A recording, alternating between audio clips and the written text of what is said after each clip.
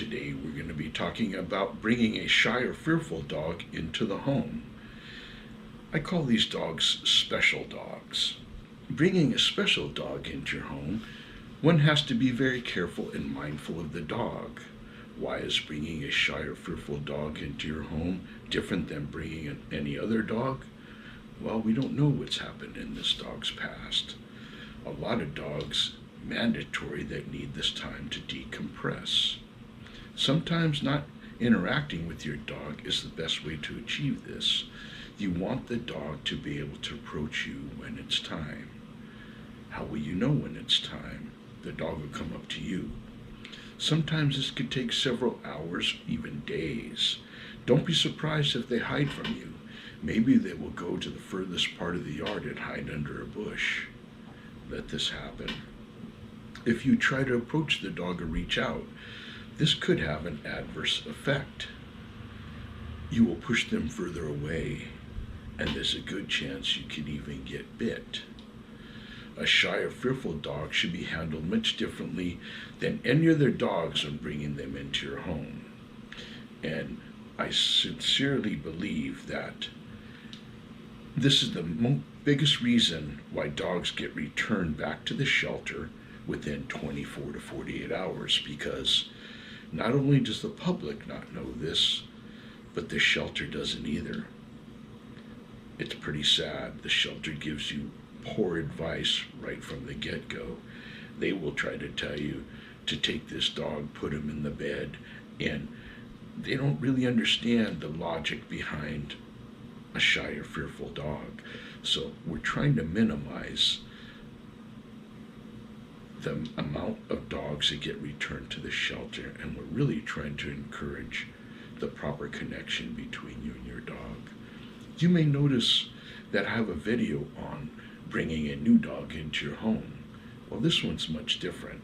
In the other video, we are proactive in establishing protocols and procedures, but the theme of this video is we want the dog to come to you when it's ready. This is setting the foundation for you and your new dog's relationship. If this part isn't done right, it will make it more challenging for you to have a balanced dog. The dog has to have trust in you. Let the dog take the initiative and come to you when it's ready. If you don't reach out to the dog during this time, you will get the result you want much quicker. The first part I would like to talk about what happens when the dog first enters your home. When you first walk in the door, show them where their food is, where their water is, and where the bed is. Then go ahead and take the leash off. If the reaction is they want to bolt and hide, accept it. Don't follow, don't chase, don't call them. Please give them the chance to decompress. The dog needs the time. If the dog runs and hides and does not show itself for hours or days, it's perfectly okay. It's understandable and it's acceptable. So what do? Keep yourself busy with your own tasks, whether it's working in the office, cooking, whatever it is. Keep yourself busy. Act like you don't even have a dog. There's no dog in my residence. When is it ready? Your dog will come to you and engage you on its own time. It is very important that the dog has time to decompress to itself. You, in fact, are setting health and relationship for the dog for the rest of the dog's life. Now, let's address something that you could do to gently encourage the dog to come to you. One thing that I've done in the past is prepare a sleeping bag on the floor, right in the living room, right in front of the television, in a very noticeable space. Throughout the day, use it. Take fake naps. Now, this strategy I don't necessarily recommend in my other videos, but it may be important for a shy or fearful dog if it seems like it's a more severe case. Perhaps this has been going on for days, that they've been hiding from you, but they've been eating and drinking, but they're still avoiding you. This is where the sleeping bag technique comes in real good. By putting yourself on the ground, you're making yourself less threatening to the dog. You are showing yourself to be more vulnerable and more open to approach. Very important. The dog may come up to you and engage you, and when it's ready. Don't use treats or coaxing or wait for the dog to come to you. It will happen much quickly if you do not try too hard to reach out to them. So what happens when the dog does come to you? Well, I call this a magical moment. If you're able to, if you're in your sleeping bag and the dog comes to you and snuggles up next to you, let it. Put your arm around it. Give it comfort. Let this bond happen. Again, this is a magical moment. You will remember this moment for the rest of your life. So now you've got a connection. And now, this I would say puts money in the good bank. It's the best feeling in the world. You are now in the position where you can start training your dog and shaping the behavior the way you would have if your dog had not had difficulty adjusting. So when you get up, now things change once again. This is the time for you to establish yourself as the leader. Now that you have this trust, we want to get on a healthy relationship to stick. You really want a good, this is how you make it stick.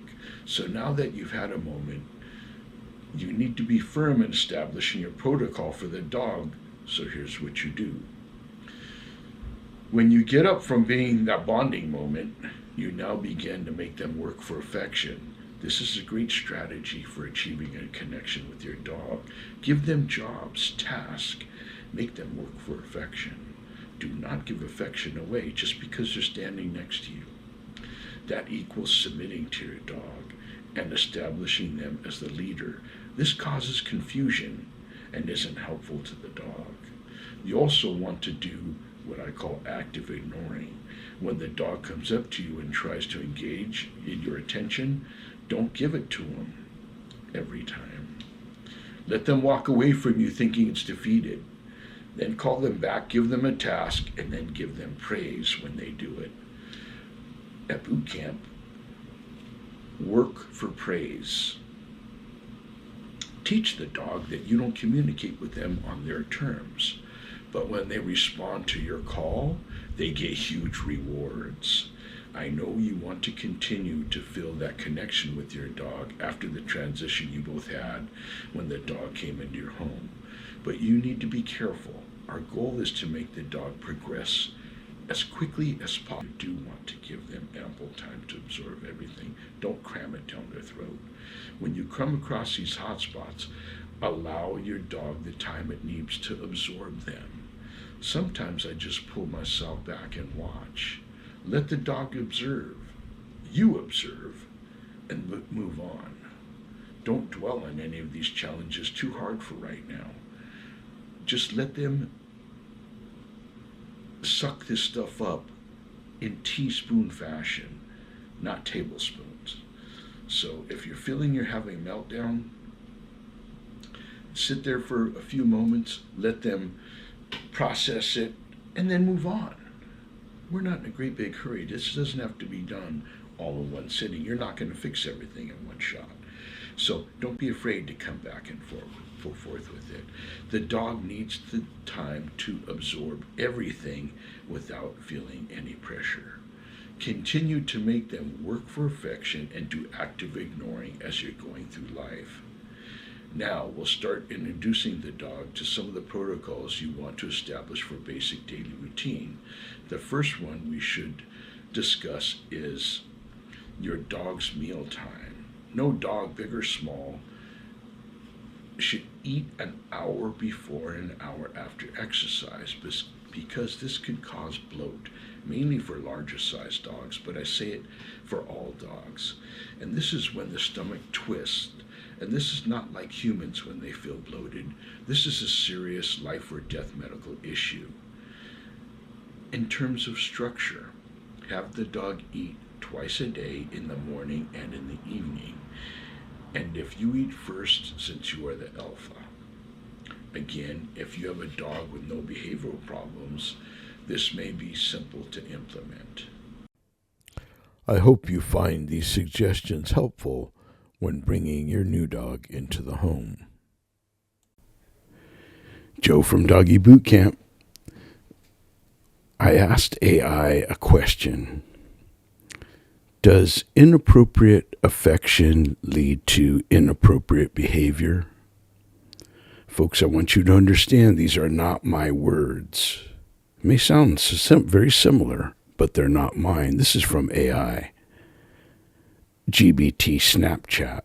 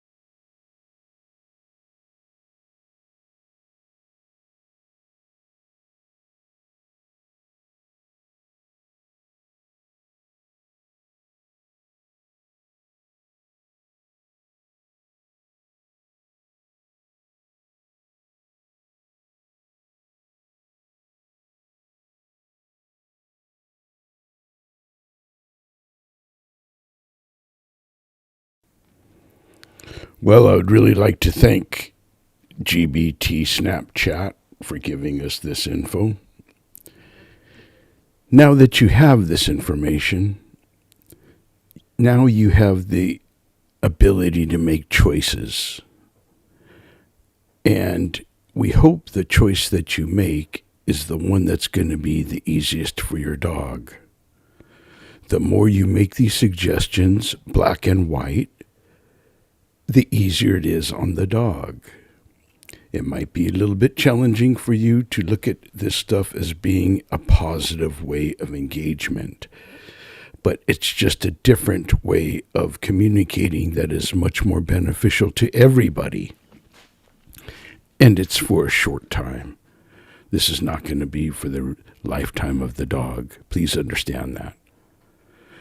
So we're always looking to help you get to a better place with your dog, but the main goal here is with the least amount of corrections. Please understand that, folks.